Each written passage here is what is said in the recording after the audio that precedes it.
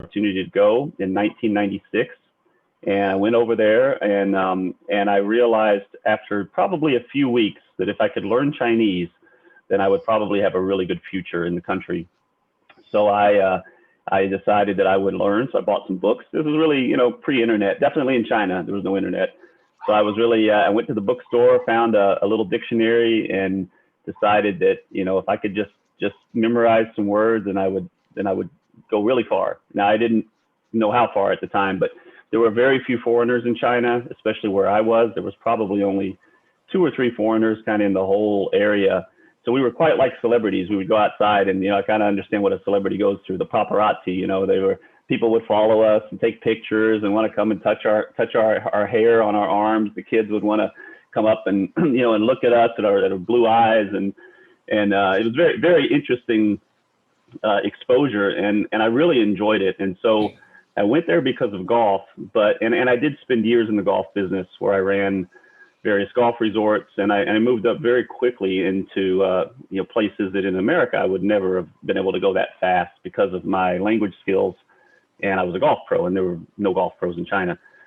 So just an aside, Jeff is a giant among men, especially in China. He is extremely tall. I saw a picture of him with a group he was teaching on a golf course, and he is definitely head and shoulders above the height of the average Chinese. I think you're 6'4" or something. Yeah. And that was another thing, you really couldn't hide. And so sometimes, I like to laugh that I know what celebrities go through, because sometimes you just decided you didn't want to go outside that day because people were going to kind of follow you around and, want to talk to you. And so it was sometimes a little bit exhausting, but that really opened up my eyes to the opportunities in China. And so about 4 years later, after I'd met my wife, who's Chinese, she's from Southwest China in Chengdu. So if you know where the pandas are in China, then that's where she's from. That's where all the pandas live. And so we married, and then I decided that I really didn't want to be in the golf business anymore because I'd kind of reached the pinnacle of my opportunities. And so I had an opportunity to leave the golf business and kind of restart my career in the tech business, which sounds like a big jump. It was, but I was young. I didn't care. I didn't worry about the challenges, and I went over and joined a company that made LCDs and touch panels. So on your phone you have a touch screen. On your computer you probably have a touch screen. In your thermostat in your house you might have a touch screen. So these are the things that we make, and I didn't know anything about it, but I learned, and over the years we built that business, we grew that business, and then we started a solar company that made solar panels, and we built solar panels in China, and then we built solar farms around the world. So, in the late 2000s, there was a big move for green energy, and now that's happening again. If you look at the news, that's a big thing in today's world as well. But back then was the start, and it became a bit of a bubble. But we were kind of in that trend, and it was enjoyable. We built power plants in Greece. We built power plants in the U.S. We built power plants in China, but we were kind of on the tail end of that growth. So I got out of that business in the early 2012, and actually, and this is the strange part about the story, is I had an opportunity to go back to the company that made LCDs and touch screens that I'd originally left to go join, and we bought that company from the people who we had sold it to previously. And they had done a very bad job running it, so we got a very good deal. And now that company is a publicly traded company in China, and I'm the CEO of that company. So that's my very short but fast history. Yes.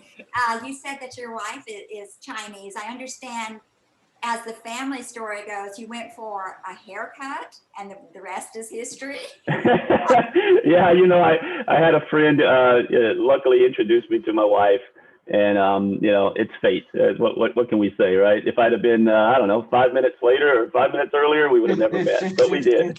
And now 22 years and three kids later, we're very happy. Yes, and grandchildren. And grandchildren. I know I'm very young looking, I understand, but yes, I do have grandchildren. Tell us about Shenzhen. Is that where your home is now? Yes. So Shenzhen, if you read any history of Shenzhen, it's an interesting story because in the early 80s, Shenzhen was a fishing village and it borders Hong Kong. So there was always a border into Hong Kong. But the government of Deng Xiaoping, who was leading China at the time, had decided that they wanted to open up China. They wanted to experiment with different ways to do business. Obviously, China is a communist country, but it's a communist country with what they would like to say with capitalist intentions. And so Deng Xiaoping knew that China needed to change its ways to grow in the world.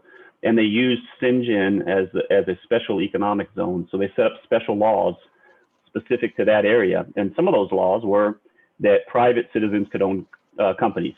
Other laws were that private citizens could buy a house. And these are things that didn't exist before. So what they did is they allowed for some of the state-owned companies, the companies that the government owned that were not running well, and they would give them to the management. And they would say, okay, the management, you can own this. We're going to keep 20% for ourselves, but you have to run it, and it has to perform. Otherwise, we're going to close it. And so through that mechanism, some very, very large conglomerates emerged. The largest insurance company in the world actually emerged from that, called Ping An Insurance. And that emerged from just a very small state-controlled entity, and then the management took it over. So Shenzhen had a lot of foresight in kind of the growth of China, and everything was experimented in Shenzhen. Even today, it still is experimented here.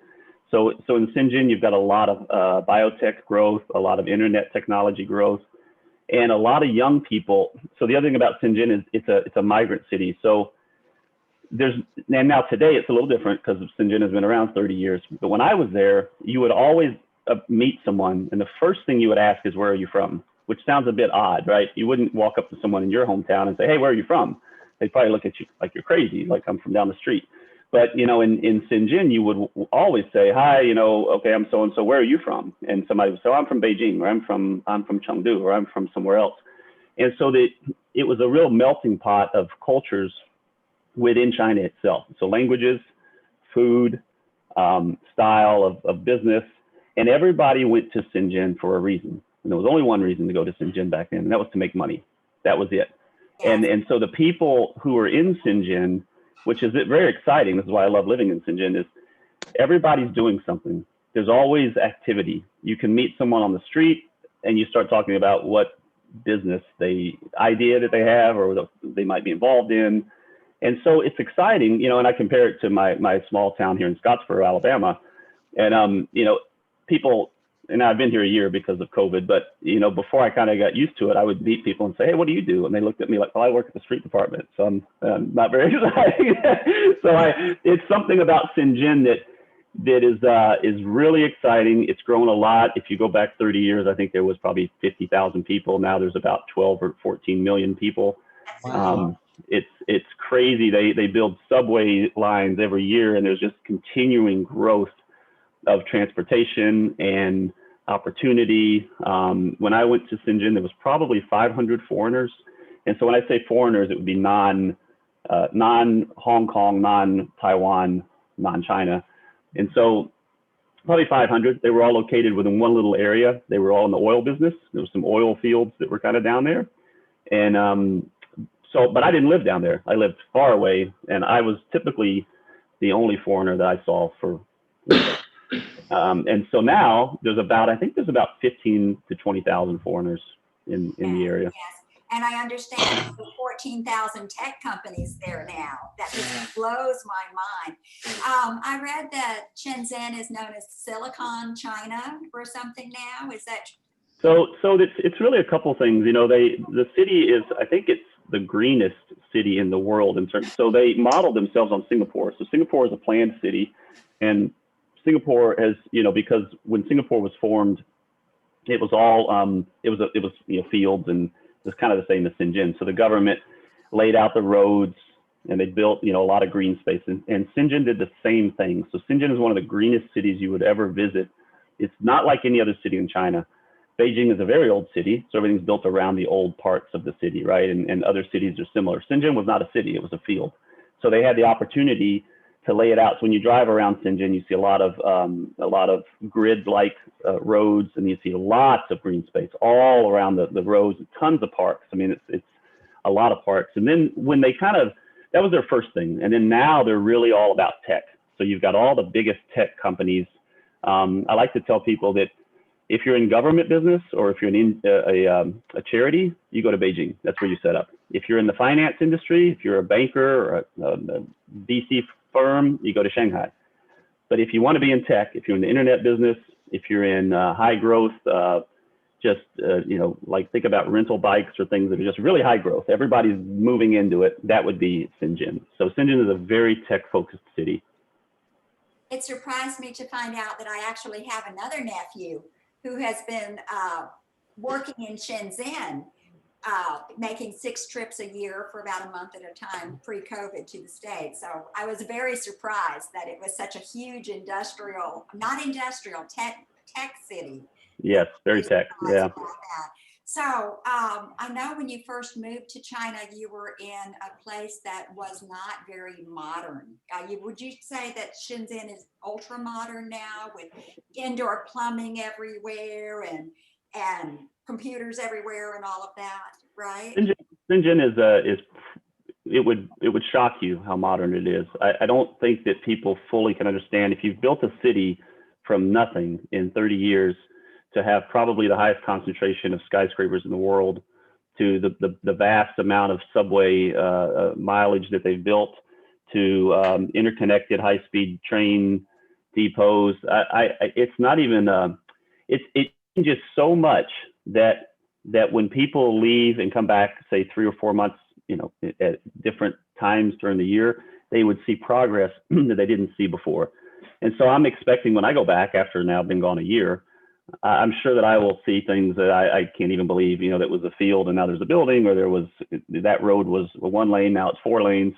So it's very, very modern. They still, the challenge with China, and Shenzhen doesn't have this so much because it's a new city, but the challenge with China is preserving some of the tradition or preserving some of the culture, preserving some of the past, right?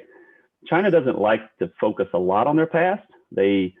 And that's bad because in Beijing, for example, they're always tearing down older villages and older areas to grow and build skyscrapers. But Shenzhen doesn't typically have that problem because it didn't have those things before.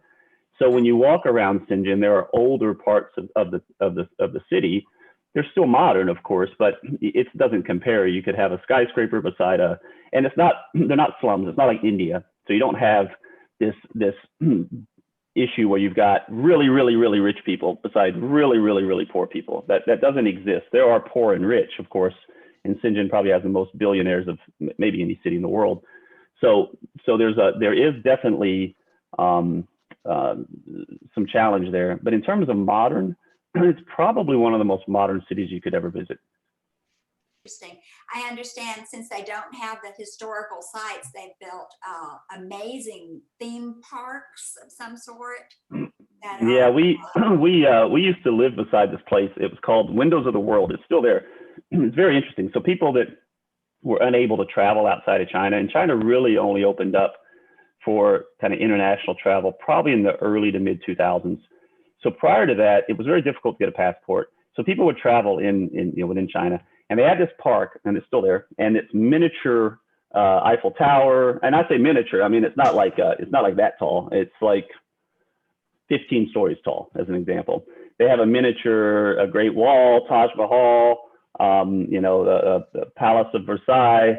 Wow. It's very interesting, and it gets a lot of traffic even now because even though people do travel abroad, there's still a lot of people in China that would be considered middle to lower class in terms of income. So they take these trips to these theme parks where they get to experience something similar. It's quite interesting, and they still do exist.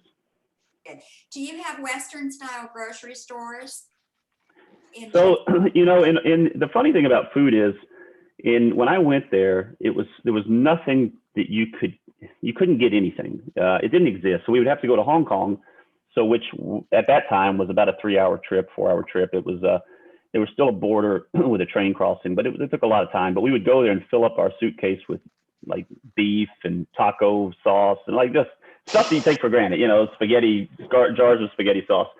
And we would load it up, and it was technically smuggling because you weren't really supposed to bring those things back, but you would just, you know, act like you were bringing some clothes back and go back across the border. And so you kind of got used to that. And then in the early 2000s, some entrepreneurial people figured, well, there's a lot of foreigners, so I'm going to open a store and bring in some of these things. It was really expensive, but now it's everywhere. You can have pretty much everything you want. I think that the two things that I have gotten used to not eating, of course not now because I'm here, but was Mexican food and pizza. Those were the two things that I just wanted so badly. And I went years and years without eating Mexican food because it didn't exist. I mean, there was almost no Mexicans in China. I mean, very few.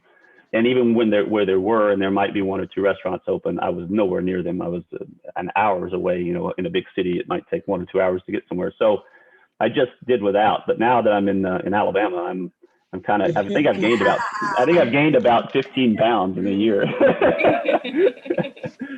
So you had said something about the border of Shenzhen with Hong Kong. When you first moved there, wasn't it like a 3-hour trip or something? And now it borders. It's very, so China has always had a train border with Hong Kong. So Shenzhen and Hong Kong border. Now I think there's 5 border crossings, including high-speed rail crossings. So they have it set up so that you could go into the city of Shenzhen and you could. Now it's still a border. It's still an international border. So you still have to have a passport to go through. You still have, even a Chinese citizen has to have a special permit, like it looks like a passport, but it's a little book. So they're not allowing the freedom of movement. Now, if you're a Hong Kong citizen, you can go back and forth all you want. I know it's a little strange, but you know, Hong Kong is still, no matter what you see on the news, Hong Kong is still vastly different than mainland China. So now there's 5 crossings. You can get in a car now and drive across if you have a special permit. So yeah, I can, you know, in the old days, I would go 3-4 hours door to door somewhere in Hong Kong. Now I can go maybe in an hour or hour and a half, which is quite nice. Now the border today is closed. The Hong Kong border is open for, if you're a Hong Kong citizen, you can go to China, but you can't be a Chinese citizen or a foreigner and go to Hong Kong. That's a Hong Kong law because the quarantine rules are so strict that, so if I fly back, and the reason I haven't gone back to China is it requires a 21-day quarantine. So if I fly back to Shenzhen, I'm going to have to go into a government mandated hotel, which I have no choice over. I have to pay for it, of course, but it's going to be typically a 2-star, pretty tough kind of hotel for 21 days. You can't open your window. You can't open your door. They bring your linens and they put it outside your door. They deliver your food outside your door. It's very strict. And the countries surrounding it are the same. I can't go to Hong Kong. If I was a Hong Kong resident, I could, but I'm not. So my ability to go back to China is very limited. And even if I did, I would have to do a 21-day quarantine. And I think I'd go crazy. So I'm not going to do that. Now, due to COVID, could you bring food home to China when you would come to the States? So you technically can do all those things, but it's not really. It's you're kind of smuggling. You know, you're not supposed to bring back fruits or vegetables, and nobody really does that because you can buy all that in China. It's really the things like cooking, spices, especially if you were gonna, you know, if you love to cook Mexican food, well, you'd have to bring those things back from somewhere else. Otherwise, it'd be quite difficult to find. I mean, in the bigger cities, you can definitely find these things, but you know, it's expensive, and if you were flying back, you could bring it. So you can definitely bring things back, but I think for me and for most people that live there a long time, you just get used to not having it. It's kind of like I don't watch TV because I never watched TV in China because I don't know what I was going to watch. So because I didn't watch it, I travel the world in my jobs and things, and I realized I've traveled for 2 weeks across every country known to man. I've never even turned on the TV because I'm just used to that. Right? And so you get used to not having the food. And, you know, it's fine. Now, Jeff, you said that you used books to learn Chinese. Did you ever take any classes, or you're strictly self-taught in the Mandarin? Yeah, I'm strictly self-taught. You know, in the early days, so that'd be the late 90s, there was no real access for me to go learn Chinese. I could have probably gone to a university, but I didn't have any money. I was a golf pro. You know, I wasn't making any money. I was struggling. And I realized that if I was going to go take that time and money to learn Chinese, that was going to take away from my ability to earn money teaching golf. So I just bought a book. It was kind of like not a phrase book. I decided strictly against a phrase book because I actually wanted to know each word instead of the phrase. And I was in a real rush. I mean, I really wanted to like learn quickly. So I would just memorize maybe 10 words every day. And some days would be good days, some days would be bad, but you know, I'd average it out. I might get 5 to 10 a day. And after probably 5 or 6 months of that, I would say I'm semi-fluent. My wife would say I couldn't speak a word of Chinese, of course, but you know, but I thought I was pretty good. So you know, I would say at this point, I think the biggest compliment I get whenever I speak to people in Chinese is that if they don't see me, they think I'm Chinese, which is I think it's kind of funny because if they come to see me after speaking on the phone, they're looking for somebody else, and I'm like, no, I'm the guy. You got to talk to me. So. Can you read and write Chinese characters? I can read and write a little bit. So when I learned Chinese, I learned a romanized form of Chinese because for our brain, right, that's going to be the quickest way to remember because our brain works in ABCD, right? So that's what I did. And I tried to go back and learn reading and writing later. And I really struggled because at that point I had, you know, a family, I had kids. I didn't have the time. If you send me to China today with no language skills, I probably wouldn't be able to learn. I mean, I'm sure I could learn a little because maybe I have the desire, but you know, there's a lot of people who speak English and I just maybe wouldn't even need to. But back then I felt it was absolutely critical. And that is, you know, people say, well, where does your success come from in China? And it really comes from just a couple things. It comes from taking the chance, right? Taking the chance to go do this. You know, that's what my dad always says, take a chance. That's his big thing, you know, and to take a chance, whether that's going to another country, leaving the business that you know and going to a business you don't know, or getting involved in entrepreneurial things that have risks, so taking a chance. And then the key success point is Chinese. I could be all of those things and not speak Chinese. I would never have the opportunities I have today, never. And so that's why I like to go back and I'd like to tell you that I had it all planned out.